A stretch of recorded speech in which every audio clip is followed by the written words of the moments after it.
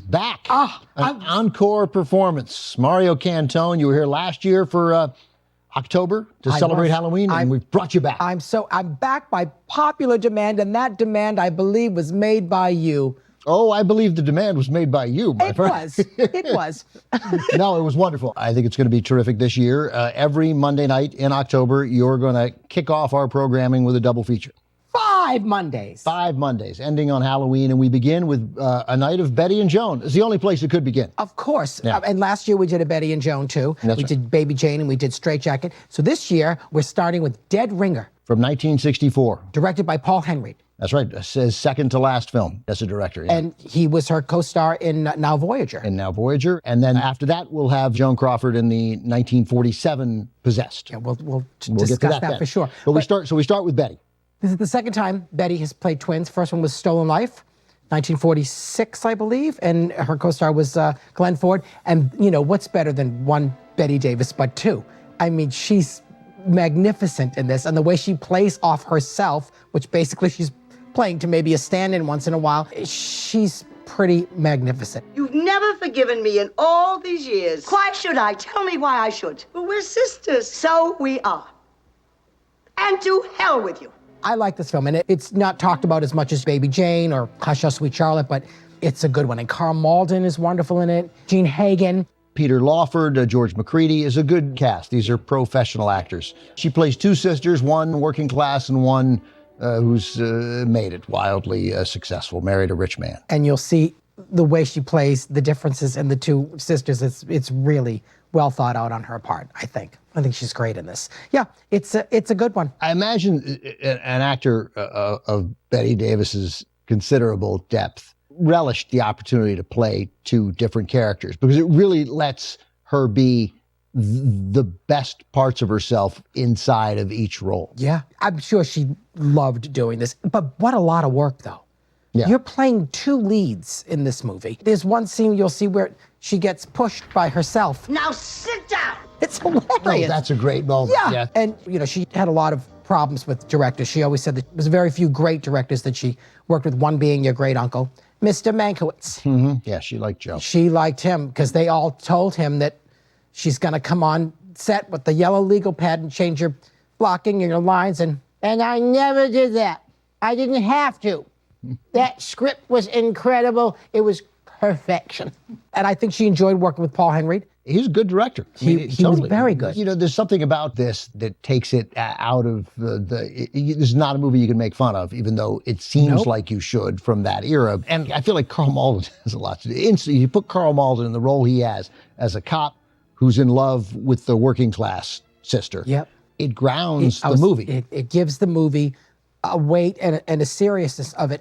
And Carl Malden is anything but camp, too. You know? That's right. There's no camp in Carl Malden. And I don't think this movie's that campy either, except for the fact that she's playing. No, except for she's playing twin sisters. Yeah. That's right. I mean, but that's the extent of the camp. Other than that, it's pretty actually serious movie. Yeah, and the stuff with the Great Dane, the dog. Oh, the dog is the best. I love the dog is fantastic. And the dog plays, there's a dog is a key part of the plot. Oh, also. yes. Yeah. Absolutely. All right, let's watch the film. It's easier to talk about afterwards. Why don't you, it's Betty Davis. I think you should introduce this. It's Dead Ringer with Betty Davis, directed by Paul Henreid, 1964. Dead Ringer, anything but a dead picture. And don't you forget it. Back with Mario Cantone. So, man, that moment where she chooses not to reveal to Malden what she had earlier revealed, right? That she's really Edie. Where she said, "Don't you know me, detective? Right. It's me, Edie." And then finally she's like, "As you said, Edie would never hurt a fly."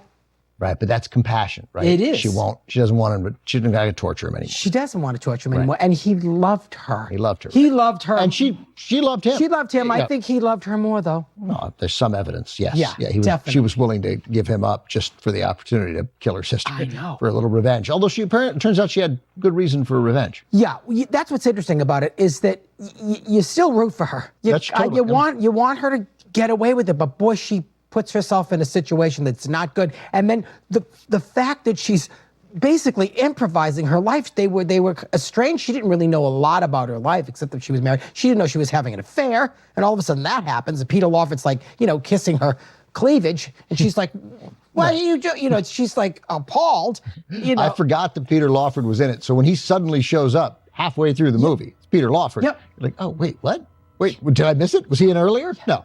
and he's a slime. No, he's just slime. He's a slime in this. He was good at playing that. He was very good in this. I'm curious whether Edie intended to kill Margaret the entire time. I thought about that too, but it seems pretty premeditated. Yeah, she did invite her up. She's planning it. Yeah. She's got the gun, she invites her up, and the jazz duos playing through the whole thing. Right, to muffle the sound of the gunshot. Yeah. The soundtrack of, you know, of the first part of that film and the murder. And then you have that moment with Malden coming up the stairs. And again, it's that, I mean, she just murdered this woman, right? Who, again, didn't deserve to die. No. And then, but you don't want Malden to discover it. You're instantly rooting for her. And when you get that kind of an actor that Yeah. plays a role that you, in other hands, you may not root for, and you're rooting for her, that's a good thing. That means you're in it and you're going along for the ride. When did your love affair with Bette Davis begin? Do you remember? Were you young? Yeah, I was young. I remember doing my first time I ever did a Bette Davis impression, and my sister Camille was at the washing machine in the basement, and I just started doing it. And when I do it, I feel like you feel like you look like her. It's me. Yeah, and I love doing her in stages, like early, like Dark Victory. Her death scene, I mean, everyone loves that movie, and I think it's great, but she's so hyper before she dies. She's like in that garden, like, Anne, come quickly. They want to operate on my head. Look, Anne, the clouds are coming in. Funny, I can still feel the sun on my hands. I mean, she's like that, and then she goes up the stairs, throws the dog down the stairs, and dies. It's too hyper. But she's magnificent. And then, you know, there's the Baby Jane, there's Eve, and then there's the end when she was on Johnny Carson all the time, just, you know, talking about Joan Crawford.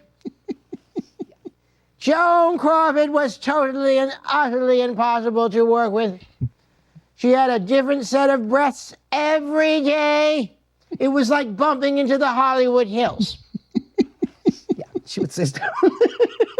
Pretty sure she never said that. She did say that. She said those words? She said those words. It was like bumping into the Hollywood Yes, Hills? Oh she my said God, I those can't believe words. I haven't seen that. Yeah, she said those words. The rivalry between the two of them, beautifully portrayed in that Ryan Murphy miniseries Feud. with Jessica Lange and Susan Sarandon. The relationship, it has quite a through line. All right, Mario, we're done with Betty? We're done with Betty, and now we're on to Joan. On to Joan. We have Joan Crawford in Possessed from 1947. Up next on TCM.